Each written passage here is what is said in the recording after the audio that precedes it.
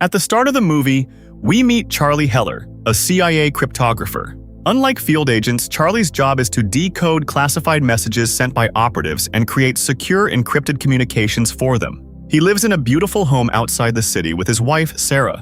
One morning, before heading to work, Charlie is repairing a small plane Sarah had gifted him when she tells him she must travel to London for an urgent business meeting. She invites him to come along, but his workload makes that impossible. After saying goodbye to Sarah, Charlie heads to the office.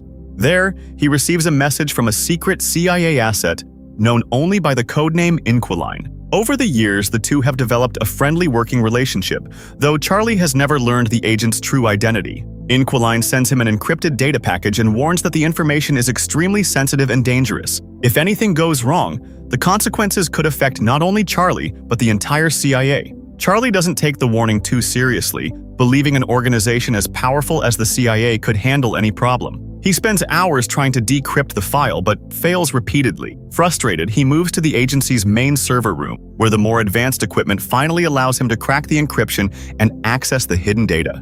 After decrypting the file, Charlie discovers evidence that a devastating bombing from several days earlier had killed nearly 150 people, but the incident had been quietly covered up. The operation had been overseen by Director Moore, the head of a CIA special division and Charlie's own superior. Still, Charlie struggles to believe Moore could be involved. Later that evening, he tries calling Sarah, but her phone is turned off, so he leaves a voicemail and goes to bed, unaware that his life is about to change forever. The next morning, shortly after arriving at work, Moore escorts him to the office of another CIA director, Brian. Confused about the sudden meeting, Charlie listens as Brian delivers the devastating news. Sarah was killed during a terrorist attack at a London hotel the previous day. At first, Charlie refuses to believe it and desperately tries calling her, but her phone remains unreachable. Then Moore shows him security footage from the attack. The video clearly captures the terrorists murdering Sarah in front of numerous witnesses. The reality hits Charlie like a freight train, leaving him completely shattered. Somehow, he manages to leave and return home, only to find reporters gathered outside, hoping to interview him.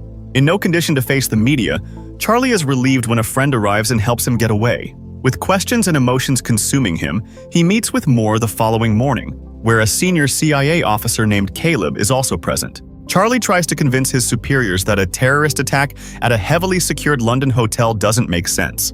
The hotel had strong security measures in place, and a police station was located nearby, making an easy escape highly unlikely. However, no one takes his concerns seriously. They simply assure him that the investigation is already underway and that the terrorists will be captured soon. Unsatisfied, Charlie leaves and goes to claim Sarah's body. Back home, seeing her belongings overwhelms him with grief and he breaks down in tears. But he soon realizes he can't let sorrow consume him. Determined to get answers, he vows to track down the people responsible. The next morning, he arrives at the CIA and hacks into the hotel's surveillance system, uncovering valuable information about the attackers. He then takes his findings to Director Moore and explains what really happened. According to the footage, there were 4 terrorists involved. They hadn't gone to the hotel intending to launch an attack. They were there for a meeting. When the meeting unexpectedly fell through, they attempted to leave, but a confrontation with hotel security escalated the situation. During the clash, one of the guards was killed, prompting the hotel's security chief to issue a red alert and notify the police. Fearing capture, the terrorists took everyone inside hostage, including Sarah. Despite the danger, she showed remarkable courage, refusing to panic even in the face of a life-threatening situation. Unfortunately, Sarah's bravery ends up costing her life. During the hostage situation, she secretly helped several captives escape without drawing attention to herself. However, one of the terrorists eventually catches her in the act. To intimidate the other hostages and maintain control, he drags Sarah in front of everyone and executes her. The shocking act terrifies the police outside, giving the terrorists the opportunity they need to escape. Charlie doesn't stop with a simple reconstruction of the events. Even though the attackers had concealed their identities, he manages to track them down using only their voices. By running voice samples through a global intelligence database and combining the results with advanced facial analysis, he identifies all 4 suspects. One of them is Mishka, who lives in Moscow, though very little information is available about him. The second is Lawrence, a former member of a South American Special Forces unit. The third is Bonnie, a highly skilled professional assassin. The fourth is Grayson, a former intelligence officer who has since become a key member of the terrorist group. Despite the detailed evidence Charlie presents, His superiors show little interest in pursuing his leads. When he continues to push the issue, they dismiss his concerns and send him to a psychiatrist, believing that Sarah's death has left him emotionally unstable. Charlie goes through the motions, but by then he has already realized one thing. If he wants justice, he won't get it through official channels. Determined to bring the terrorists to justice on his own, Charlie begins preparing for a mission outside official CIA channels. The next day, he secretly accesses a secure data center, skillfully hacks the system, and gathers highly classified information. He downloads the files onto a chip, hides it inside his ID badge, and leaves without raising suspicion. That evening, Charlie visits a bar for a drink, a seemingly minor detail that will prove important down the road. The following day, he prints the information from the chip and confronts Director Moore. Although Charlie initially ignored Inquiline's warnings, he now realizes the intelligence was accurate all along. The files contain evidence of unethical and potentially illegal activities involving Moore and Caleb. Armed with this leverage, Charlie issues an ultimatum. Either they help him track down the terrorists responsible for Sarah's death, or he will deliver the evidence to Director Brian. He warns them that if they try to silence him, it won't matter. Charlie has already set up a dead man's switch that automatically releases the information to the media if he fails to access his computer at scheduled intervals. Such a leak would expose secrets not only to the agency but to the entire world. Realizing Charlie is serious, Moore asks what he wants. Charlie responds with a simple demand: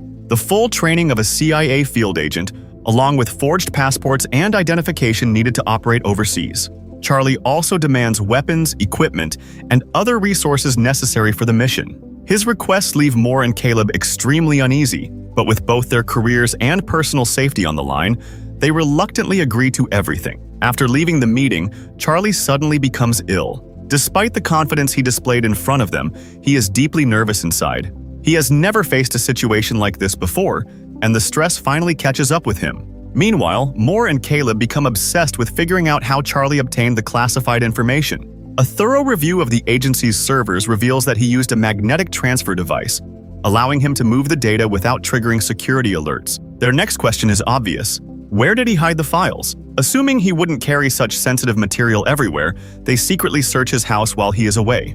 Although they find no direct evidence, they discover footage on his computer showing him frequently visiting a particular bar and paying close attention to a device there. Convinced the data is hidden inside it, they head to the bar, retrieve the storage chip from the device, and take it back to headquarters. While this is happening, Charlie begins his CIA field training under Henderson. The first lesson focuses on firearms, but despite repeated attempts, Charlie struggles badly. No matter how hard he tries, he can't hit the target, not even from point-blank range. Henderson becomes frustrated with Charlie's poor shooting skills and even mocks him during training, treating him like a hopeless case. However, during explosives training, Charlie completely surprises everyone. After seeing the process just once, he assembles a functional dynamite setup in under a minute, leaving the instructors impressed. By this time, he has also been provided with a forged identity and official cover document. Meanwhile, Moore deploys the full intelligence team to decode the data chip they recovered. After extensive effort, they finally unlock it, only to discover there is no real information stored inside. The files were never actually saved there, nor was any automatic leak system activated in case of Charlie's death. Instead, Charlie had carefully orchestrated the entire setup. The chip was merely a trap designed to give him access to the CIA server, where he secretly installed malware and extracted Moore's operational plans. When Moore realizes this, he is left completely stunned.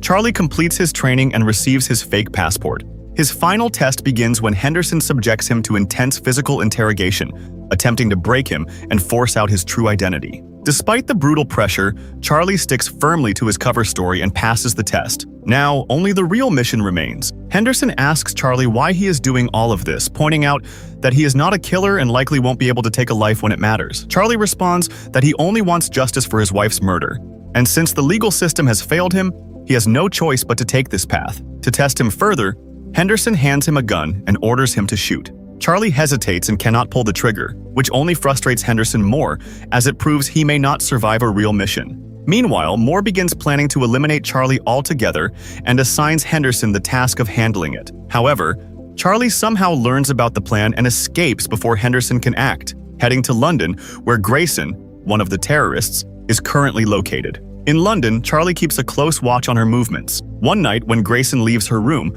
Charlie sneaks in, studies a tutorial video to bypass the lock, and manages to break inside. Once in, he carefully searches the room and takes photographs of everything relevant. During his search, he finds a pistol and examines it, but suddenly realizes Grayson is returning. He hides behind the stairs, preparing to shoot her as soon as she enters. However, when Grayson finally appears in front of him, all his confidence and planning instantly collapse under pressure. Even at point-blank range, Charlie cannot bring himself to pull the trigger, and he leaves the room shaken and frustrated. Back inside, he carefully reviews the photos he took and uncovers valuable clues about Grayson's routine and medical condition. The next morning, he goes to a flower shop and buys sunflowers and lilies, then disguises himself as a doctor and enters a nearby hospital where Grayson is scheduled for a routine checkup. She is placed inside a sealed glass chamber for cycling tests while doctors outside monitor her blood pressure and immune response, as she has a weak immune system. When an emergency call pulls the doctor away, Charlie seizes the opportunity, puts on a mask, and sneaks inside. He locks the lab door and then secures Grayson inside the chamber. Confused and alarmed, she cannot understand what is happening as Charlie begins releasing pollen from the flowers into the chamber, knowing she is severely allergic to it. As her condition rapidly worsens, he pressures her for information about her team. Grayson initially refuses to talk, but as her breathing becomes more difficult, she slowly begins to give in. However, her words are too weak to hear clearly. When Charlie opens the chamber door to listen more closely, Grayson suddenly attacks him and attempts to escape the lab. Charlie immediately runs after her, continuing the pursuit. Before Charlie can complete his plan, a sudden and tragic accident occurs, and Grayson dies right in front of him. Shocked and unsettled, Charlie freezes for a moment before noticing her phone nearby. Thinking quickly, he grabs it and escapes the scene. Back at his place, he packs up his belongings and moves to another hotel to avoid being tracked. Even though he didn't directly kill her, Grayson's death weighs heavily on his mind, and guilt begins to consume him. Unable to handle the pressure, he ends up at a bar, drinking heavily in an attempt to escape his thoughts. However, Henderson arrives there and immediately recognizes him. The moment Charlie sees him, he panics and runs. He takes shelter inside a nearby building, but Henderson keeps chasing him. Cornered, Charlie hides in a restroom, only to realize there is no exit. Forced to come back out, he still doesn't understand how Henderson managed to track him. Meanwhile, Moore had already been alerted after Grayson's death, suspecting Charlie's involvement, though Director Brand initially dismisses it as an accident. Moore still warns Henderson, who investigates and discovers that Grayson's phone is in Charlie's possession and has been traced. Using the signal, Henderson tracks him down. Despite everything, Charlie shows no fear and calmly tells Henderson that he has planted a bomb in the bar. Before Henderson can react, Charlie triggers the device on his phone, detonating the bomb inside the bar. The explosion creates chaos, giving him the chance to escape. He immediately disables the phone tracker to avoid being followed. Realizing he cannot keep running so easily forever, Charlie decides to reach out to Inquiline. Inquiline, currently in Turkey, responds and calls him there. To avoid being tracked, Charlie avoids flying and instead travels by ship. Once he arrives, he follows Inquiline's instructions to a restaurant. Not knowing what she looks like, everyone around him seems like a potential contact. He sends a message to Inquiline, and as soon as it is delivered, a nearby middle-aged man checks his phone, making Charlie assume he is the contact. But when Charlie tries to approach him, a woman quietly pulls him aside and leads him out. She then reveals she is the real Inquiline. She explains that her husband was a CIA agent whose codename was Inquiline, and he died on a mission 6 years earlier. Being a skilled hacker herself, she took over his identity and continued feeding intelligence to the CIA from the shadows. As they talk, she takes Charlie to a secluded house outside the city, where she has been living safely for the past 3 years while maintaining her secret role. Curious, Charlie asks Inquiline what she would do if her enemies ever discovered her location, or if the Russian mafia came after her. Without hesitation, she shows him a pistol and calmly says she would use it to end her own life before anyone could capture or torture her. Charlie is taken aback by her extreme mindset, but they quickly shift focus to the mission. Inquiline, already aware of Charlie's objective, shares detailed intelligence on the terrorists. She explains that Bonnie, despite being a professional killer, avoids direct exposure and hires other high-level assassins for protection.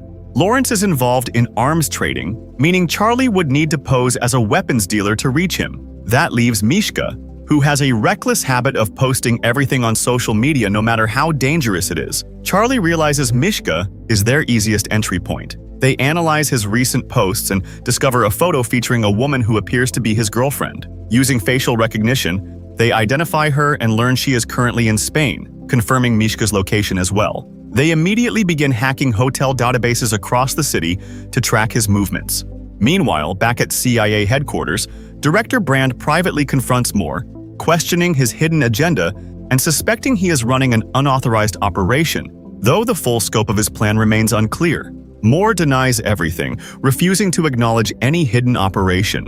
Director Brand warns him and leaves, but shortly after, his assistant informs him that Henderson is currently in London without any official authorization. Brand is shocked because he never ordered such a deployment. Suspicious that someone is acting independently, he instructs his team to uncover the truth and, if necessary, eliminate Henderson.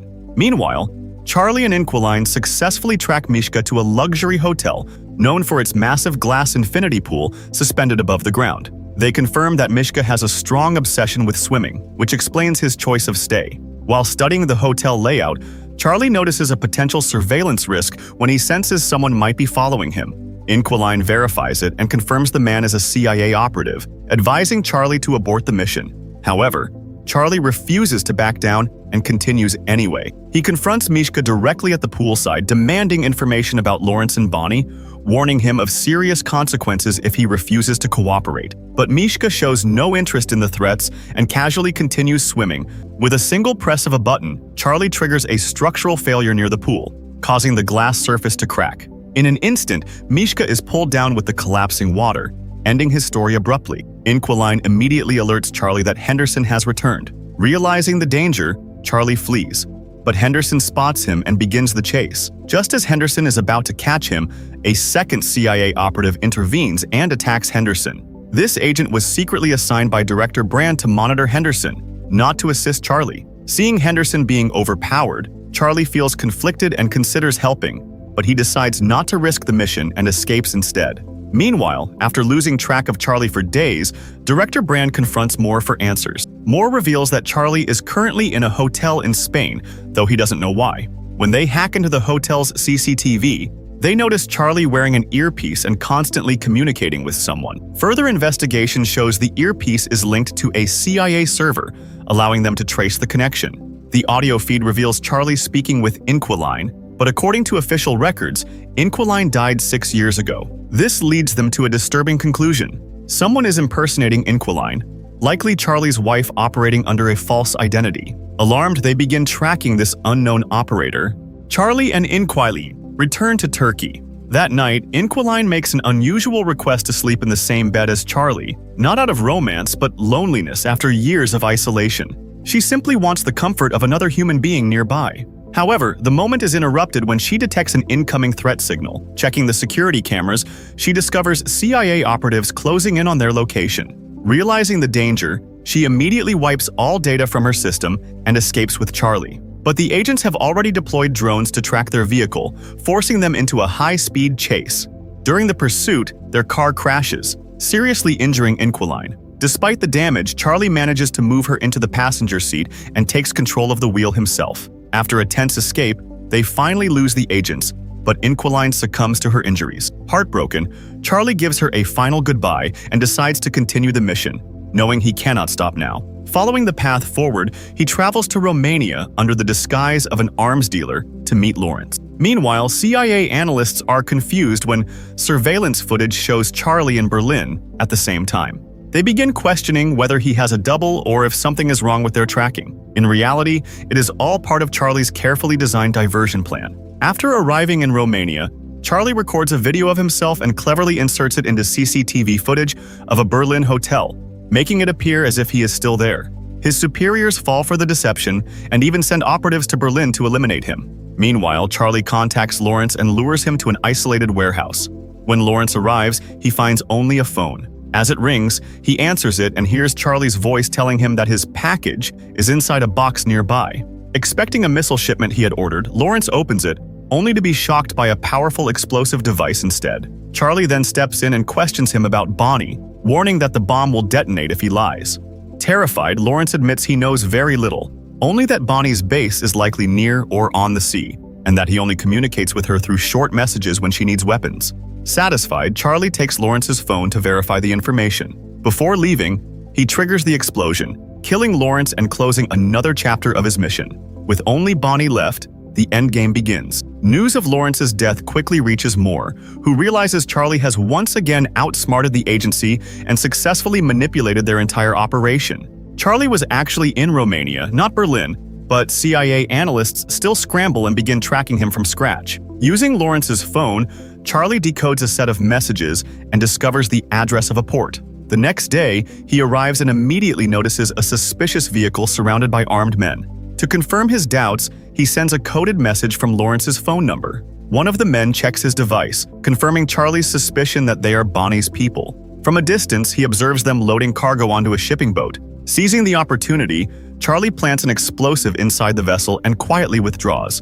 He then studies the ship's operations in detail before returning to the port the following day. However, things go wrong almost immediately. As soon as he arrives, someone attacks him from behind and knocks him unconscious. When he wakes up, he realizes he has been brought to Bonnie's hidden base. To his shock, he learns that the bomb he planted has already been discovered and neutralized. Bonnie confronts him and asks who sent him, CIA or FBI. Charlie calmly replies that no one sent him. He came to avenge his wife's death. Bonnie is surprised, as no outsider has ever reached her base before. Although Moore had briefed her about Charlie, she never expected him to go this far alone or survive this long in her world. Bonnie could have killed Charlie on the spot, but instead she chooses a different approach. With emotion now tied to the situation rather than pure strategy, she apologizes for Sarah's death, claiming she never intended to kill her and that the situation spiraled out of control. In a strange twist, she even hands Charlie a gun and tells him to shoot her if he wants revenge. Charlie aims at her, but like before, he cannot pull the trigger. Bonnie quietly realizes this and is secretly relieved, already knowing about his hesitation. However, her confidence collapses when one of her men rushes in reporting that their boat has suddenly gone off course and they've lost control of the navigation system. Confusion spreads through the group as Bonnie struggles to understand what is happening. The truth, however, is that Charlie had planned everything in advance. The moment he regained consciousness earlier, he had already taken control of the vessel's engine system with a single command. He also alerted the Finnish Coast Guard, ensuring they would intercept the boat the moment it entered their waters. Despite Bonnie's team trying everything to regain control, Charlie's plan holds. Within minutes, the boat crosses into Finnish territory and is immediately surrounded and seized by the Coast Guard. As Bonnie is taken away in custody, she locks eyes with Charlie, realizing she has been completely outmaneuvered. Charlie, however, remains calm, showing no fear at all. Charlie returns to his home country, and the next day, Director Brian holds a press conference announcing that Moore and his associates have been dismissed and arrested for illegal activities and abusing their positions within the agency. Charlie feels a sense of closure hearing the news. That night, he meets his trainer Henderson, who admits he never thought Charlie would complete such a dangerous mission on his own and expresses genuine respect for him. Henderson also apologizes for trying to attack him earlier, explaining he was only following orders. Charlie understands this and forgives him, knowing he was just a soldier in a larger system. The following day, Charlie visits Sarah's grave to pay his respects. Afterward, he takes the small plane Sarah once gifted him and flies into the open sky, finally finding a moment of peace after everything he has endured. His journey ends there. In the end, the story may seem simple, but it carries a deeper emotional weight about love, loss, and justice. Charlie's fight was not only for revenge, but also against corruption within the system he once served. It's a reminder that people often risk everything not just for duty, but for the ones they love.